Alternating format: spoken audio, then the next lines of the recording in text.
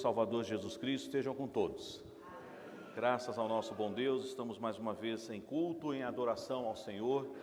Fomos criados para o louvor da sua glória. Somos devedores desse tempo de adoração. Claro que o culto não se restringe apenas a este momento, mas este é um momento muito especial que Deus separa no domingo, no dia que o Senhor fez, para junto com as nossas famílias adorarmos ao Senhor. E estamos trabalhando no mês de maio a série E Sua Família? Vai bem? Já trabalhamos no primeiro domingo o tema Seus Relacionamentos vão bem? Domingo passado trabalhamos sobre os filhos. Seus filhos vão bem?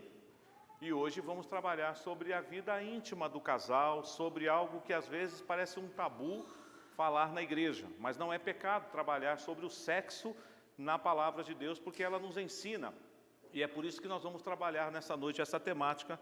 E é claro que, trabalhando esse tema, nós estaremos ministrando a palavra ao coração dos jovens que ainda não casaram, mas também no coração daqueles que já são casados. O tema da mensagem nessa noite é Sua sexualidade vai bem? Sua sexualidade vai bem? E eu quero então fazer a leitura inicialmente de duas passagens bíblicas, uma no Antigo Testamento, que se encontra no livro de Provérbios, capítulo 5, e leremos os versos 15 a 19. Livro de Provérbios, capítulo 15, versos 15 a 19. Provérbios, capítulo 5, versos 15 a 19. Eu quero convidar aos irmãos para fazermos em conjunto essa leitura. Vamos ler, igreja? Bebe a água da tua própria cisterna e das correntes do teu poço. Derramar-se-iam por fora as tuas fontes e pelas praças os ribeiros de águas. Sejam para ti somente, e não para os estranhos contigo. Seja bendito o teu manancial, e alegra-te com a mulher da tua mocidade. Corça de amores e gazela graciosa, saciem-te os seus seios em todo o tempo, e embriaga-te sempre com as suas carícias. Eu quero destacar o verso 18. Seja bendito o teu manancial, e alegra-te com a mulher da tua mocidade. Segunda passagem, primeira carta de Paulo aos Coríntios, capítulo 7. Primeira carta de Paulo aos Coríntios, capítulo de número 7, leremos do verso 1 ao versículo de número 9. Também faremos em conjunto essa leitura. 1 Coríntios, de 1 a 9. Vamos ler? Quanto ao que me escrevestes, é bom que o homem não toque em mulher, mas por causa da impureza, cada um tenha a sua própria esposa e cada uma o seu próprio marido. O marido conceda à esposa o que lhe é devido, e também, semelhantemente, a esposa ao seu marido. A mulher não tem poder sobre o seu próprio corpo, e sim o marido. E também, semelhantemente, o marido não tem poder sobre o seu próprio corpo, e sim a mulher.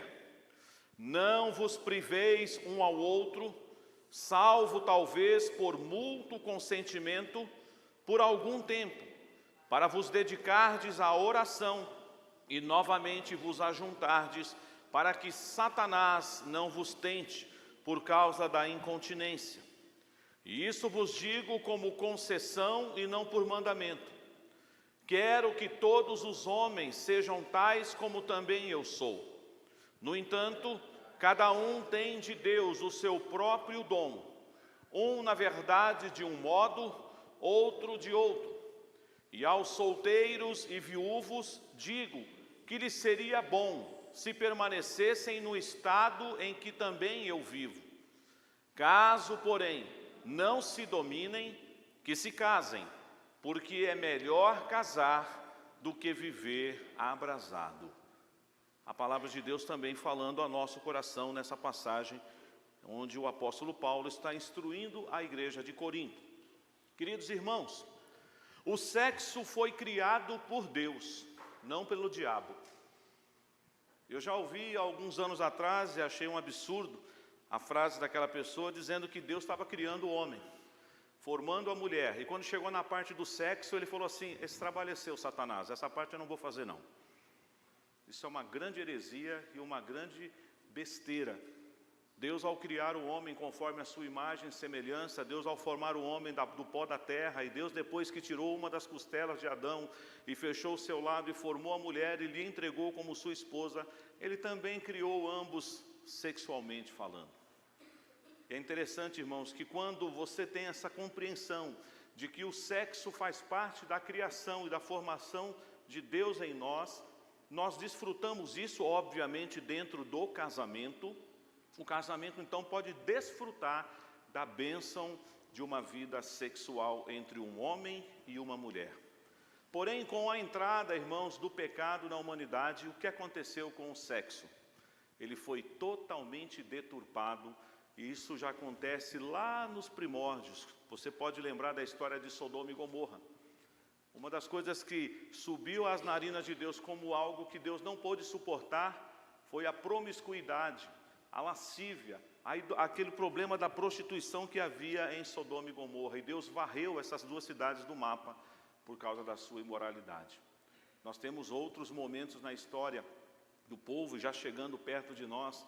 Cada vez mais a coisa está feia e vergonhosa por causa dos efeitos do pecado. E ainda mais, igreja, em nome deste tal sexo livre, solteiros e casados são bombardeados todos os dias com mentiras sobre sexo.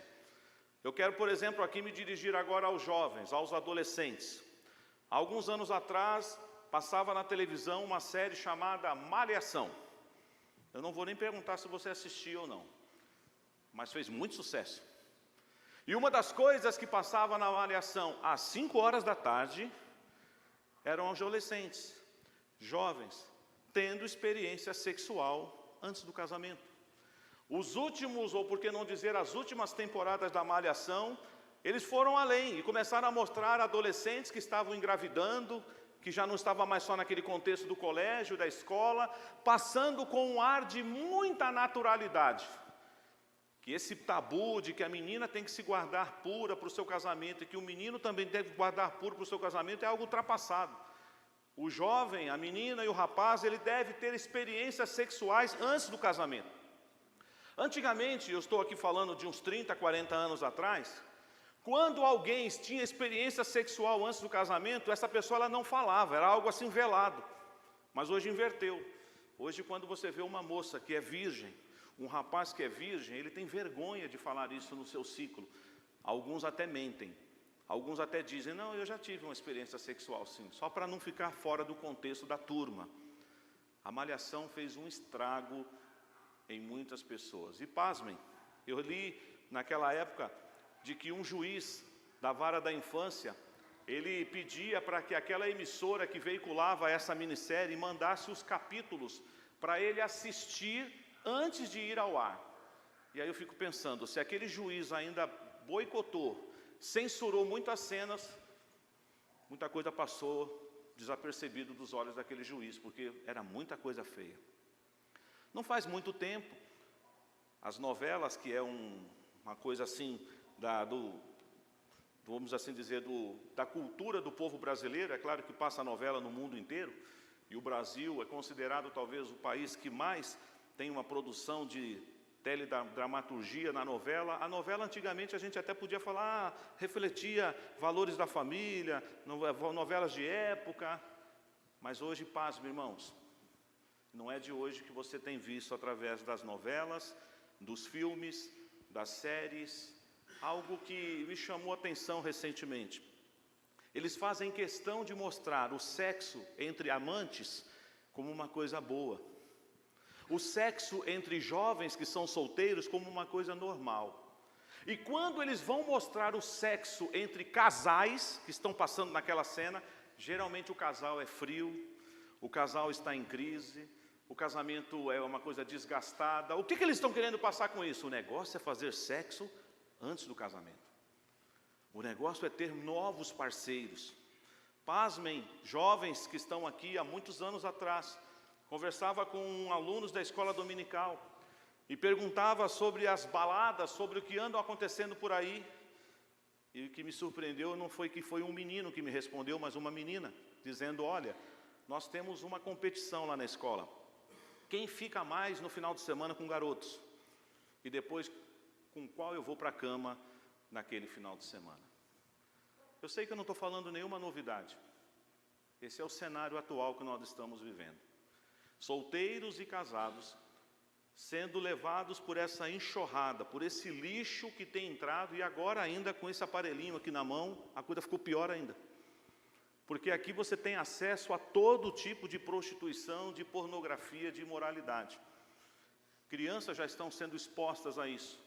Desenhos, entre aspas, inofensivos, mas que já começam a passar e a induzir. E o pior, a tal da ideologia de gênero, começando a ensinar valores, distorcendo os valores.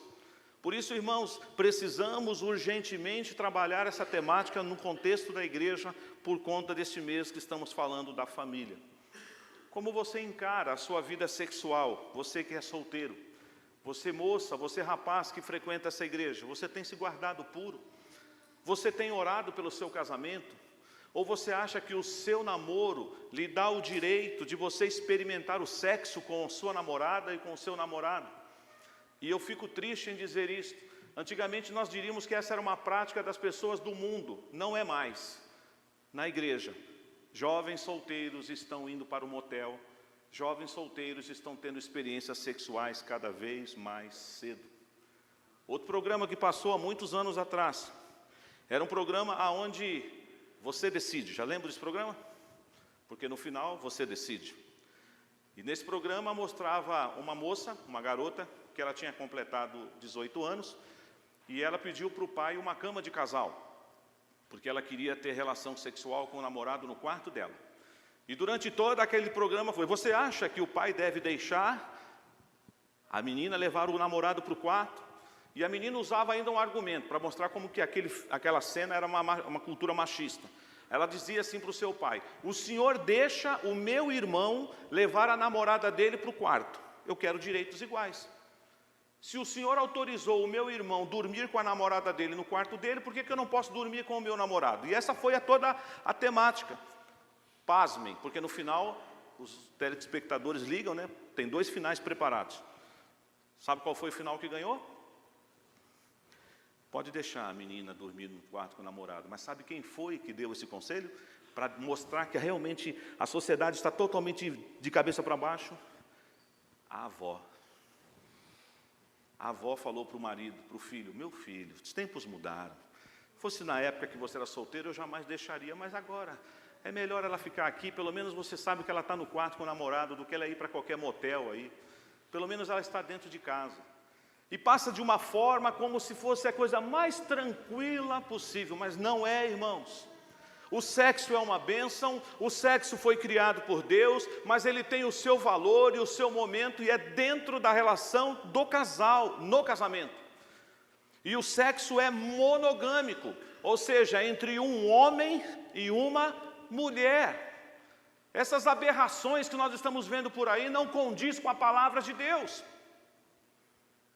Por isso, eu quero dar rapidamente para vocês algumas informações importantes para depois trabalharmos as 2 passagens que nós lemos. Mas, para tanto, eu os convido a abrir a palavra de Deus onde tudo começou. Gênesis, capítulo 2. Nós sabemos que o Senhor, depois de ter criado todas as coisas, criou o homem, plantou o jardim, colocou o homem no jardim para cultivar o jardim. Mas olha o que está escrito em Gênesis capítulo 2, a partir do verso 18. A palavra de Deus nos diz: disse mais o Senhor Deus: não é bom que o homem esteja só. Far-lhe-ei uma auxiliadora que lhe seja idônea. Havendo, pois, o Senhor Deus formado da terra todos os animais do campo e todas as aves dos céus, trouxe-os ao homem para ver como esse lhe chamaria. E o nome que o homem desse a todos os seres viventes, esse seria o nome deles. Deu nome o homem a todos os animais domésticos, às aves dos céus e a todos os animais selváticos. Para o homem, todavia, não se achava uma auxiliadora que lhe fosse idônea. Então, o Senhor Deus fez cair pesado sono sobre o homem, e este adormeceu. Tomou uma das suas costelas e fechou o lugar com carne. E a costela que o Senhor Deus tomara ao homem, transformou-a numa mulher e lhe a trouxe. E disse o homem: esta, afinal, é osso dos meus ossos e carne da minha carne. Chamar-se-á varoa, porquanto do varão foi tomada. Por isso, deixa o homem pai e mãe, e se une à sua mulher, tornando-se os dois uma só carne. Ora, um e outro, o homem e sua mulher, estavam nus e não se envergonhavam. Nós encontramos aqui, principalmente no verso 24, princípios que norteiam a vida de uma família, de um casal que está desfrutando do sexo dentro do contexto do casamento. E a primeira informação importante que eu trago a vocês é que homens e mulheres são essencialmente iguais. O que foi que Adão disse quando ele viu a mulher? Esta, afinal, é osso dos meus ossos, é carne da minha carne. Ela será chamada varoa, porque do varão ela foi tomada. Ou seja, essencialmente, homens e mulheres são iguais. Porém, funcionalmente não. O Senhor trabalhou funcionalmente, até anatomicamente falando, biologicamente, até emocionalmente, coisas distintas entre o homem e a mulher, para que elas fossem intercambiáveis. Por isso que, quando você vê essas aberrações que a sociedade tem falado para nós, não bate com as Escrituras, porque o Senhor deixou bem claro, homem e mulher, macho e fêmea. E nós estamos vivendo tempos difíceis, igreja. Estão tentando nos calar. Não podemos mais pregar sobre isso, mas temos que falar. Temos que avisar você dos engodos das mentiras que estão se espalhando por aí. Homens e mulheres, então, são seres essencialmente iguais, mas funcionalmente eles são diferentes. E eu estou me atendo agora um pouco no aspecto sexual. Homens e mulheres, sendo funcionalmente diferentes, eles têm algo lindo, eles são constantemente atraídos. Nós sabemos que o homem é atraído mais pelo visual, e é por isso que o inimigo, infelizmente, ataca o homem muito nessa área do visual. A mulher hoje também está sendo mais seduzida pelo visual, mas a mulher gosta do carinho, da afetividade, do toque, das palavras de amor. Então, a mulher é um pouco diferente do homem na sua concepção, mas ambos trocam atração um pelo outro. Se sentir atraído pelo homem, uma mulher, obviamente, um homem se sentir atraído por uma mulher é a coisa mais normal. Isso é bíblico, na hora certa, no momento certo, obviamente. Portanto, nós somos funcionalmente diferentes, homens e mulheres, mas Deus nos deu a capacidade de atrair e seduzir o outro, dentro de uma atmosfera bíblica saudável, o sexo criado por Deus. E é dentro então do casamento, igreja, que homens e mulheres se relacionam sexualmente sem culpa e sem vergonha. Não há nenhuma vergonha entre o homem e a mulher, marido e mulher. Agora, o que acontece normalmente? Não com o mundão lá fora, que eles não têm conhecimento de que isso seja pecado.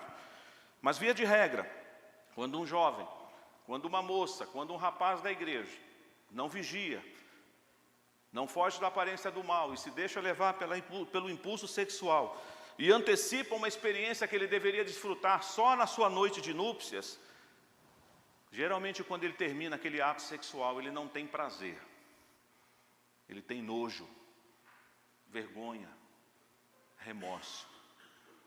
Mas a sociedade tenta mostrar que é a coisa mais normal. Perdoe-me pela frase que eu vou dizer aqui, mas tem gente que fala isso: pastor, o avô está novo.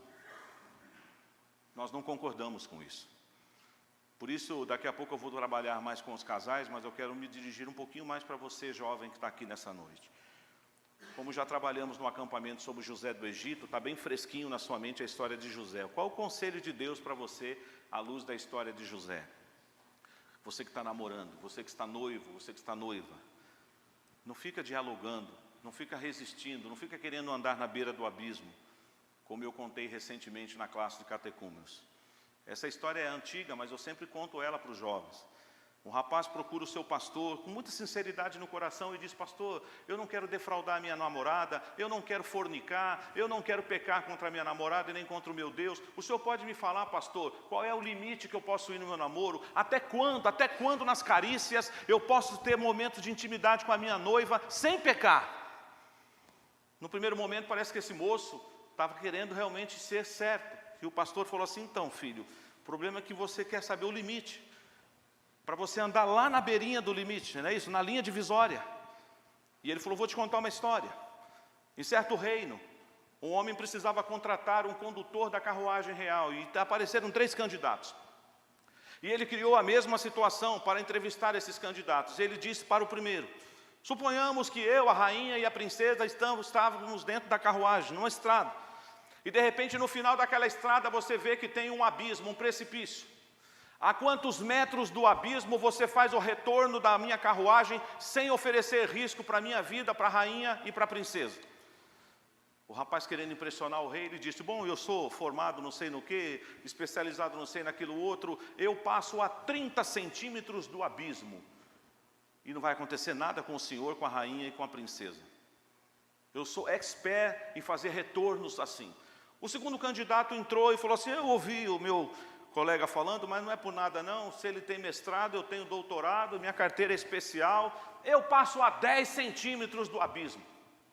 O senhor vai enxergar as pedras lá embaixo no penhasco, mas não vai acontecer nada com o senhor, com a rainha e com a princesa. Aí o terceiro candidato entrou e falou: eu acho que eu não vou ser contratado pelo senhor, porque eu vi que os 2 que me antecederam são muito bons, eles conseguem fazer uma manobra dessa sem oferecer risco para o senhor, para a rainha e para a sua filha, mas eu vou dizer o que eu faria. Senhor rei, se eu soubesse que naquele caminho que eu estava conduzindo a carruagem real, no final daquela estrada tem um abismo, eu faria o retorno o quanto antes, para não colocar a sua vida em risco e nem da sua família. Quem foi contratado?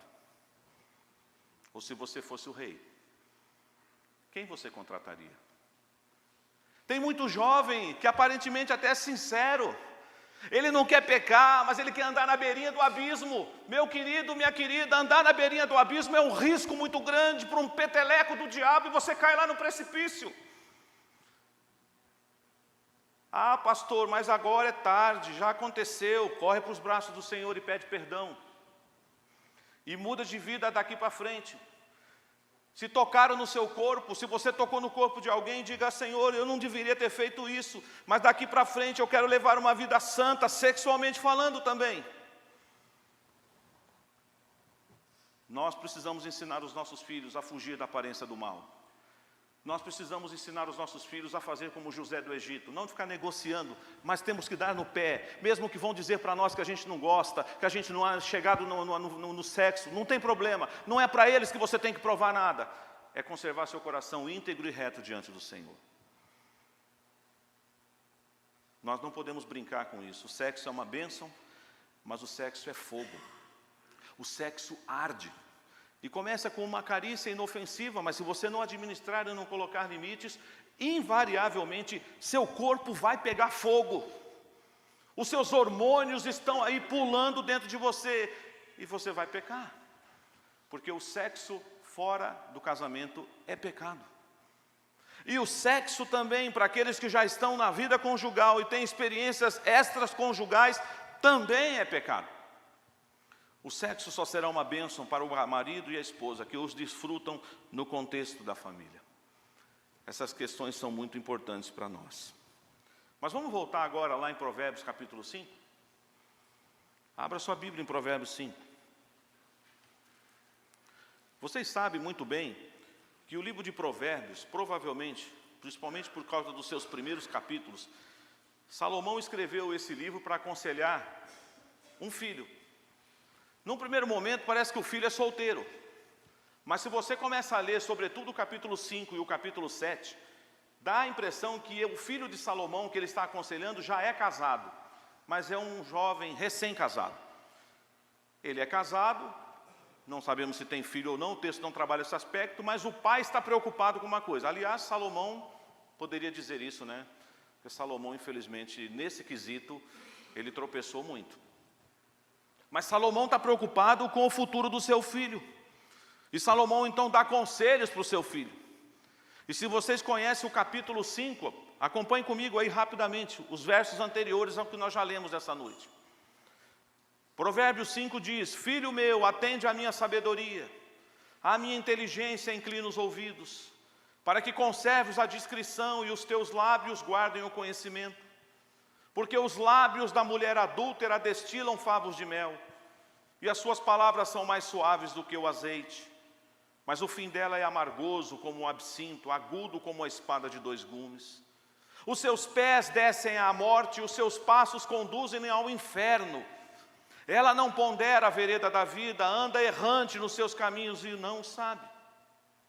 Agora, pois, filho, dá-me ouvidos, e não te desvies das palavras da minha boca, afasta o teu caminho da mulher adúltera, e não te aproximes da porta da tua casa, para que não dês a outrem a tua honra, nem os teus anos a cruéis, para que dos teus bens não se fartem os estranhos, e o fruto do teu trabalho não entre em casa alheia, e gemas no fim da tua vida, como se consumirem a tua carne e o teu corpo, e digas: como aborreci o ensino, e desprezou o meu coração a disciplina, e não escutei a voz dos que me ensinavam, nem aos meus mestres inclinei os ouvidos.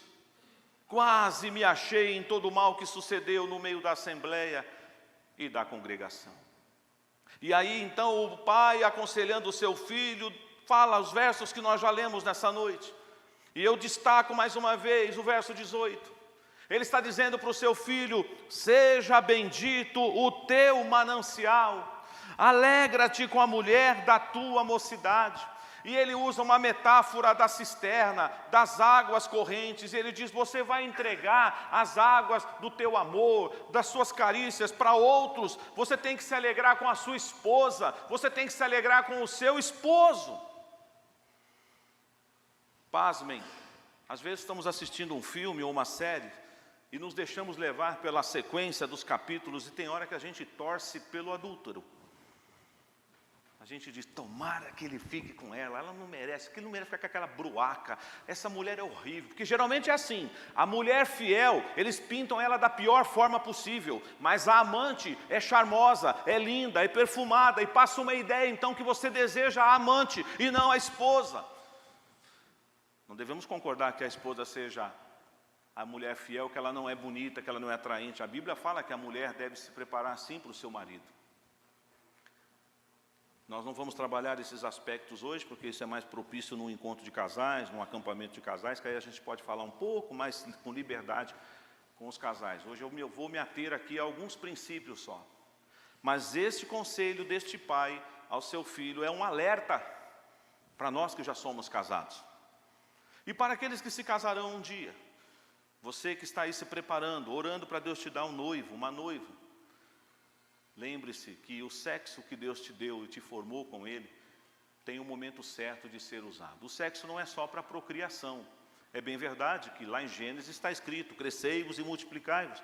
Mas Deus também deu o sexo para o prazer e o deleite do homem e da mulher.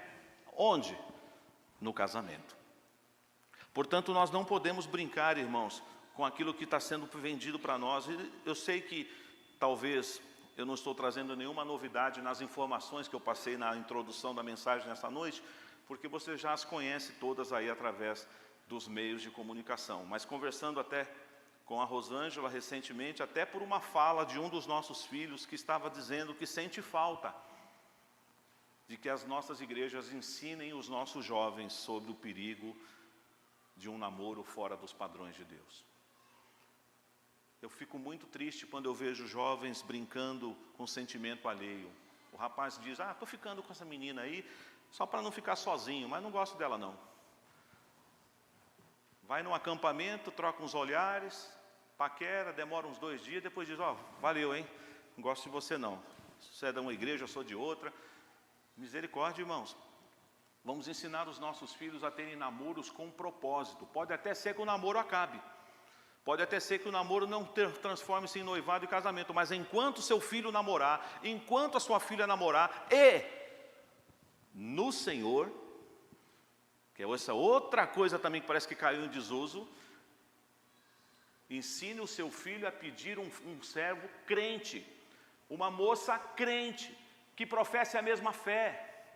Aí você diz assim, mas pastor, e se não for, você vai orar por ele, você vai evangelizá-lo, você vai esperar o Senhor trabalhar na vida dele. Ah, mas eu conheço uma história na minha família, que Deus transformou, eu sei, eu conheço muitas, de que às vezes o marido não era crente, ou a esposa era, ou na época do namoro, e Deus foi misericordioso, e hoje os dois estão na igreja, mas essa exceção não muda a regra.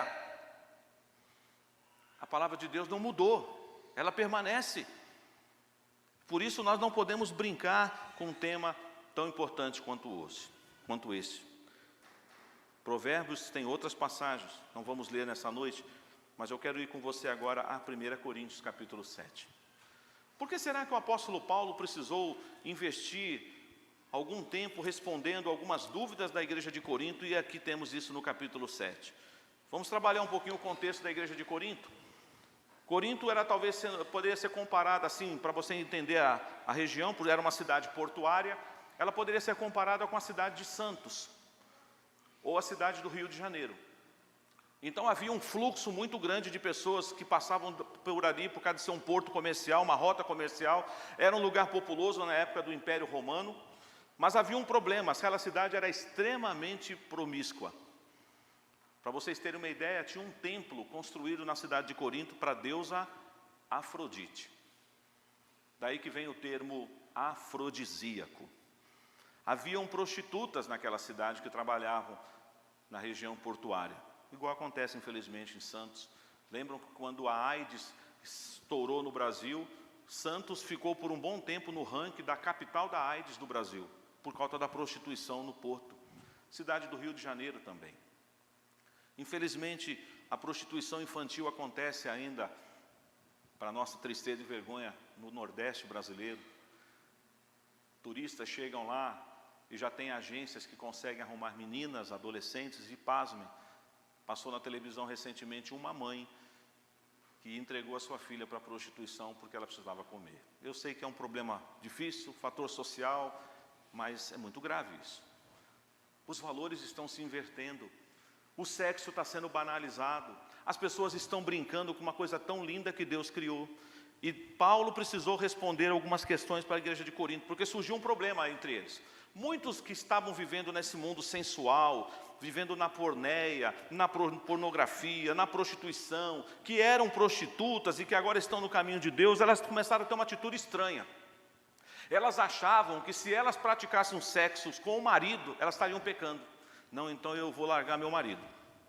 Eu não vou mais ter relação sexual com a minha esposa porque eu quero me santificar. E aí começou a haver uma deturpação e é por isso que Paulo vai trabalhar esse assunto conosco. Mas tem uma questão aqui importante. Paulo era casado? Nós não sabemos se ele era solteiro ou viúvo.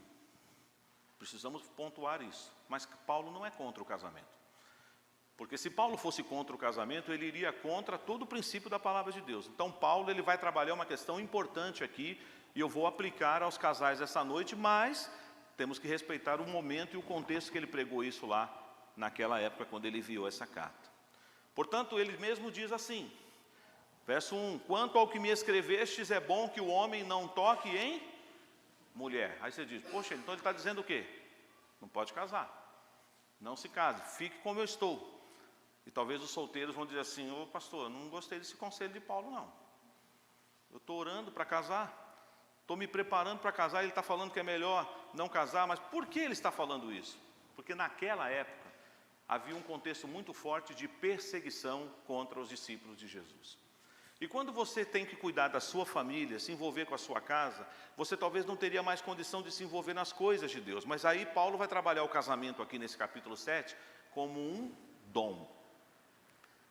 Nem todos têm dom para casar. E fiquem tranquilos. Às vezes você diz, eu acho que eu tenho, pastor, então continua orando.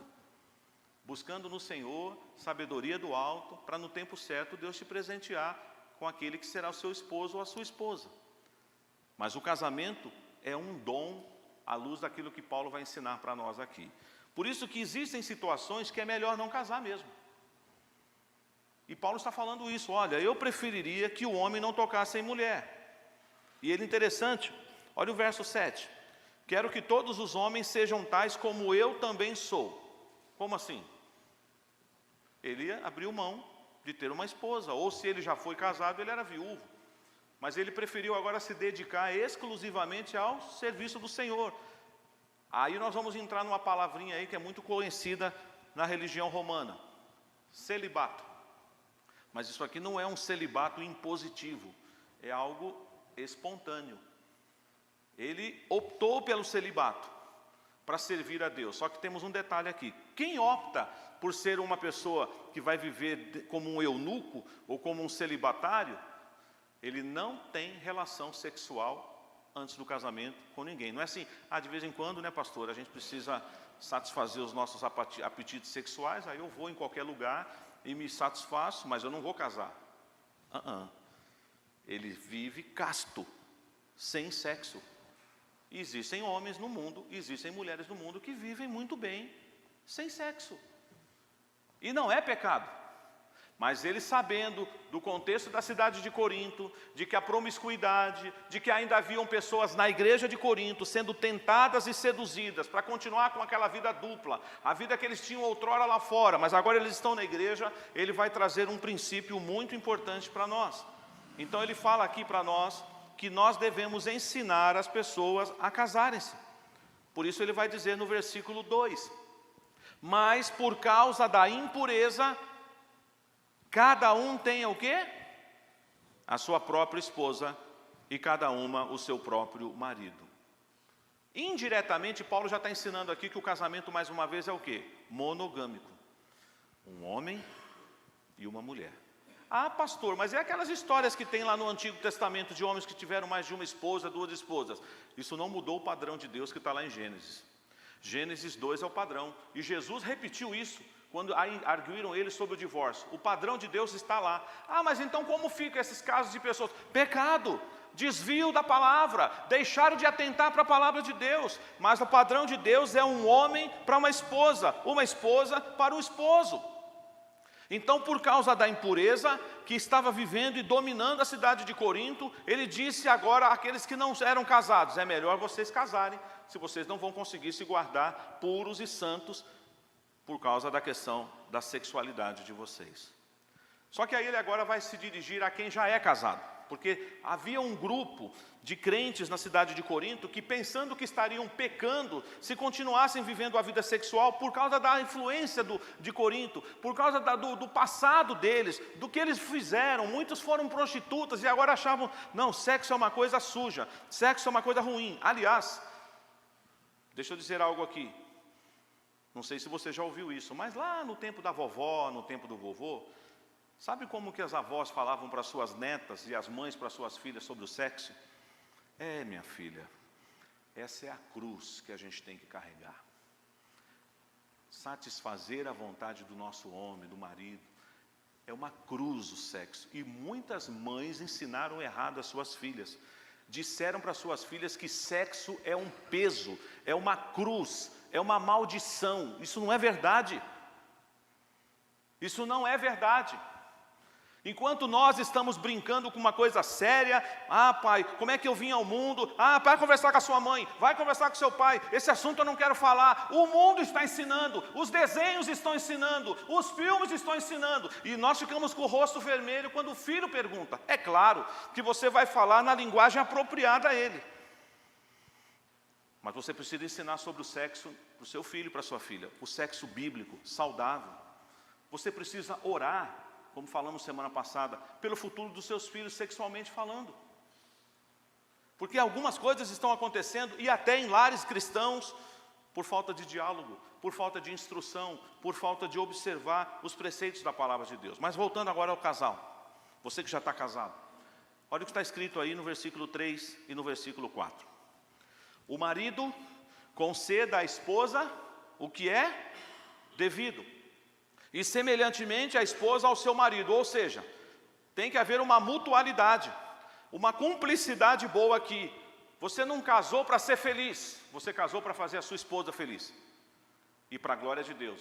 Você não casou para se satisfazer, mas você casou para fazer o seu marido feliz, para a glória de Deus.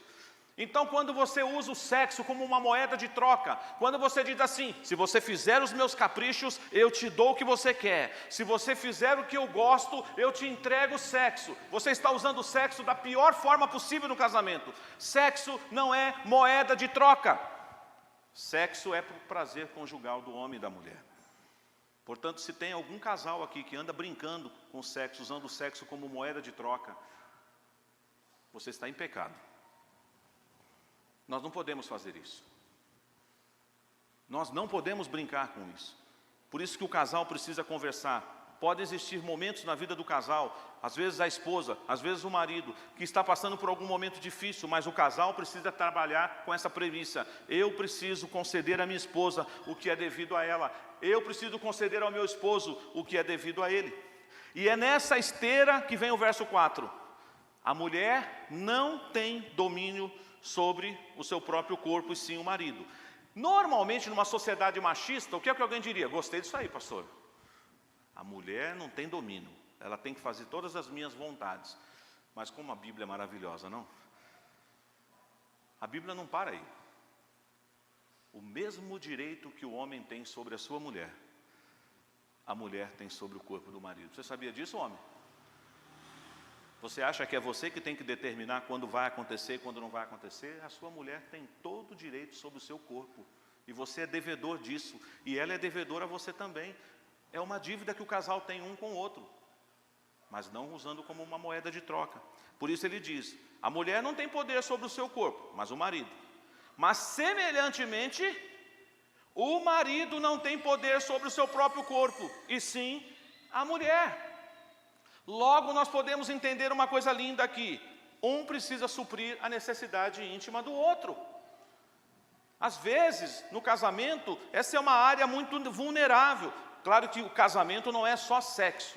Portanto, também jovens, se você falar assim, vou casar só por causa do sexo, você vai descobrir que existem outras áreas no casamento que você precisa investir. Como semana que vem nós vamos falar sobre finanças. Tem muitos casais se separando. Às vezes até o sexo está lá, ó, maravilha. Mas estragados na vida financeira. Mas isso é cenas dos próximos capítulos, né? Da próxima semana. O sexo como uma dívida entre os casados. Marido, satisfaça o desejo da sua esposa. Esposa, satisfaça o desejo do seu marido. Qualquer desejo, pastor? Claro que não. Existem coisas que não convêm. Aliás, eu deveria ter falado isso no início, mas sempre está em tempo. Vocês já perceberam o que está escrito aí nos versos anteriores do capítulo 7? Dá uma viradinha na sua Bíblia aí. 1 Coríntios capítulo 6, verso 12. O que está escrito aí? Vamos ler todos juntos o versículo 12? 1 Coríntios 6, verso 12. Vamos lá? Todas as coisas me são lícitas, mas nem todas convêm. Todas as coisas me são lícitas, mas eu não me deixarei dominar por nenhuma delas. Vamos pular aqui, vamos lá para o final, onde está escrito agora, verso 19 e 20. Vamos ler? Acaso não sabeis que o vosso corpo é santuário do Espírito Santo, que está em vós, o qual tendes da parte de Deus, e que não sois de vós mesmos, porque fostes comprados por preço. Agora, pois, glorificai a Deus no vosso corpo. Portanto, irmãos, não é tudo que nós devemos fazer um com o outro, mas é aquilo que convém, aquilo que agrada a Deus. Embora tem gente que diz assim, pastor, com todo respeito, o senhor é o meu pastor, mas o que acontece no meu quarto é problema meu e da minha esposa. Eu sei, eu nunca vou bater na porta do seu quarto, nunca você vai bater na porta do meu quarto também. Mas pergunte para a sua esposa se você não está defraudando ela. Pergunte para o seu marido se você não está abusando dele. Ame a sua esposa, ame o seu marido e respeite os limites que um vão impor para o outro nas suas carícias e nas suas afetividades. O sexo é uma bênção, mas nós temos uma regra, nós temos algo que norteia a nossa vida, é a palavra de Deus. Você é templo do Espírito Santo. Não se esqueça disso. Parece uma coisa meio fora de ordem o que eu vou dizer aqui. Para aqueles que muitas vezes acham que o sexo é uma parte que não deveria se falar na igreja, tem gente que acha que quando o casal vai ter as núpcias, ou quando o casal vai ter uma noite de amor, que o Espírito Santo sai de você e fica do lado de fora da porta, esperando. Quando vocês terminarem, eu entro de novo. Vocês acham que é assim? Eu conheço um pastor, um amigão meu. Eu não fiz isso com a minha esposa, então não vou inventar. Talvez os nossos solteiros façam isso. Um amigo meu disse que no dia da noite de núpcias dele, ele orou com a esposa dele antes deles terem a primeira relação sexual. Ele segurou nas mãos dela e disse: Deus me deu você, e eu vou te amar, e eu quero ser amado por você. Você é o presente que Deus deu na minha vida. Alguém diria: ah, pastor, tanta hora para orar, mas foi orar bem naquela hora. Porque o sexo também é espiritual. Você glorifica a Deus quando você pratica o sexo? Se for com a sua esposa e com o seu esposo, é para a glória de Deus, Senhor, é para a glória de Deus, sim. Mas esse sexo sujo, promíscuo do mundo, temos que fugir deles. Por isso, irmãos, cuidado com o jejum sexual. Ele colocou aqui uma condição. Olha, não vos priveis um ao outro, verso 5, salvo por mútuo consentimento. O que significa isso? O acordo entre o casal. Mas ele só colocou um motivo aqui para jejum sexual. Qual foi o motivo? Para investir tempo em oração. Aí você pode dizer: pastor, mas tem outras coisas que podem às vezes impedir um casal de ter uma vida ativa sexualmente. É verdade, uma questão de saúde. Às vezes uma pessoa está convalescente, está doente, está fazendo um tratamento. O marido tem que ser sensível a isso. A esposa também tem que ser sensível a isso. Mas ele está colocando aqui naquele contexto de Corinto, que às vezes as pessoas estavam querendo se dedicar só à vida espiritual, mas estavam deixando de cumprir o seu papel de marido e de esposa intimamente falando. Então ele diz: se vocês mutuamente decidirem ficar um tempo sem sexo, que seja rápido. Por isso que ele vai continuar o texto aí, e fala: por algum tempo. E por que ele está preocupado com isso? Por causa do Satanás, que está ali esperando de espreita. Eu sei que isso é muito sério. Todos nós aqui estamos debaixo da graça e da misericórdia de Deus, mas por isso que o marido tem responsabilidade com a esposa e a esposa para com o marido. Porque o diabo, nosso inimigo, anda furioso ao nosso derredor como um leão, esperando a oportunidade de abrir a porta do adultério. Ninguém aqui está isento de sofrer essa tentação. Mas se você está bem resolvido no seu casamento, sexualmente falando, a tentação pode até vir, mas você vai enxergar de longe, você vai fazer um retorno mais cedo possível, você não vai nem na beira do abismo, você não vai nem considerar aquela situação, você já vai fugir da aparência do mal, porque você tem uma mulher que te ama, você tem um marido que te ama e que te satisfaz sexualmente na sua casa. Cuidado, não é todo mundo que tem dom para casar, é verdade, mas se você não aguenta, se você acha que não vai conseguir ter um celibato em que você não vai tocar em mulher ou em homem, é melhor casar, para você não pecar contra o Senhor. Por que está escrito aí no versículo 7? Ou melhor, perdão, no versículo 8 em diante? E aos solteiros e viúvos. Eu sei que talvez isso aqui, os solteiros e os viúvos de plantão aqui não vão gostar. Ele está dando um conselho para vocês, solteiros e viúvos. Melhor vocês não casarem. Permaneçam como vocês estão, como eu estou, para vocês se dedicarem à obra. Mas aí ele faz uma ressalva: caso, porém, vocês não se dominem, que vocês se casem, porque é melhor casar do que viver abrasado. O que é fornicação? A palavra grega para fornicar é porneia. E se você for trabalhar porneia no sentido mais amplo, envolve o adultério também. Mas para ajudá-los aqui, nós trabalhamos assim: fornicação é sexo antes do casamento. Adultério, sexo para aqueles que já são casados, que não com o seu esposo nem com a sua esposa. Por isso, jovens, não fornique com a sua namorada, não fornique com o seu namorado. No texto que nós não lemos os próximos versículos, ele fala que quando nós nos unimos a um homem que não é o seu marido, ou a uma mulher que não é a sua esposa, você se torna uma só carne com ela, e você está pecando contra o corpo que é templo do Espírito Santo. Sua sexualidade vai bem? Eu sei que essa é uma área que todos os casados aqui precisam conversar, orar. Os que ainda não se casaram devem pedir sabedoria a Deus, fugir da aparência do mal. Mas não tenham medo de conversar em casa com seus filhos sobre esse tema. Use uma pedagogia correta, a linguagem apropriada. Você sabe, conforme seus filhos vão crescendo. Eu me lembro, e eu tenho 2 filhos homens, e eu nunca concordei com uma frase que eu ouvi, para minha vergonha, eu ouvi no corredor de uma igreja, onde uma outra pessoa que tinha filhos homens estava conversando com uma outra mulher, dizendo assim: segura suas filhas, porque os meus cabritos estão soltos por aí. E eu ouvi essa frase. E quando o meu filho mais velho fez 12 anos, eu saí com ele para uma conversa.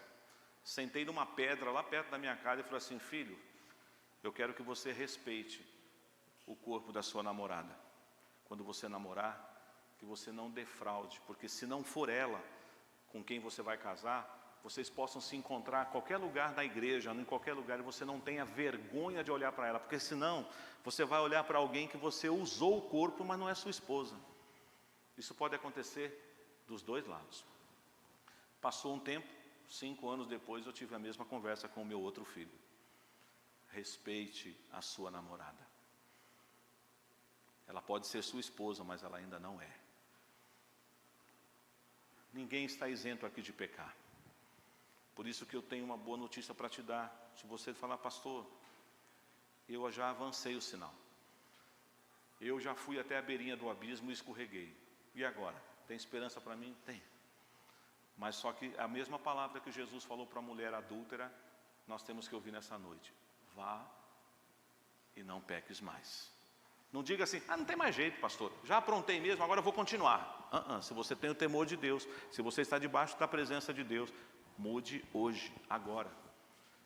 E outra coisa que é muito triste: eu prefiro aconselhar um jovem a terminar um namoro hoje, ver ele chorar na minha sala hoje, do que receber a visita dele quando ele se casar e entrar chorando na minha sala dizendo: meu casamento está por um fio, pastor. Eu prefiro aconselhar uma moça a terminar um namoro hoje, porque eu jamais vou aconselhar uma mulher a terminar um casamento dela. Então às vezes a pessoa fala: pastor, eu estou começando a perceber que ele é esquisito, que ela é esquisita. Então você ora: pastor, já termina o namoro. Você vai entrar num casamento que você já sabe que você vai ter problema. Nós temos que ter coragem de fazer isso, ainda que na hora doa, na hora aquela pessoa não vai entender e vai falar assim: poxa, não esperava isso de você. Mas quem ama corrige. Salomão teve os seus percalços, mas ele avisou seu filho: toma cuidado, meu filho, com a mulher adúltera, desvia do caminho dela, não passa nem na porta da casa dela, vai para casa, meu filho, alegre-se com a mulher da tua mocidade, delicie-se com a sua mulher, mas não faça isso com aquela que não é a sua esposa. E claro que isso serve também para o esposo. Sua sexualidade vai bem? Como está o seu casamento nessa área? Como está o seu namoro? O seu noivado? Talvez você diga: pastor, eu não gosto muito desse tema. Tudo bem, eu te respeito, mas eu não posso mudar aquilo que a Bíblia fala sobre o sexo. É de Deus. É uma bênção quando é utilizado entre o marido e a esposa. O que passar disso é do diabo. Estão ouvindo bem claro o que eu estou dizendo? Homem e mulher. Foi assim que Deus criou. Foi assim que Deus estabeleceu.